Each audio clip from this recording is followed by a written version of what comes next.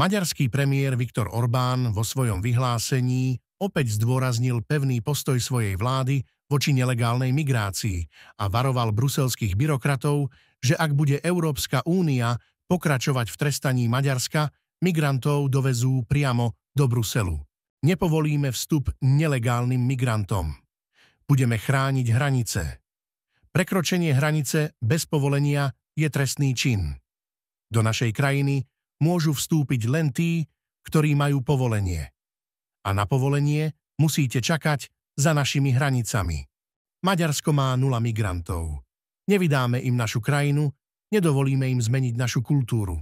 Maďarsko je náš domov a chceme sa v ňom cítiť ako doma. Dnes európska ľavica a bruselskí byrokrati spoločne trestajú Maďarsko. Doteraz sme museli zaplatiť 200 miliónov eur a každý deň ďalší 1 000 000 eur.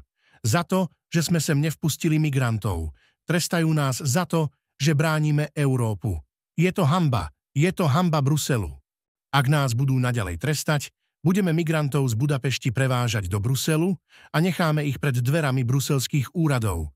Ak chcú migrantov, dostanú ich, napísal maďarský premiér Orbán na sociálnej sieti Facebook. Kliknite na odber V4 News a získajte informácie o aktuálnom politickom dianí z celej strednej Európy na jednom mieste.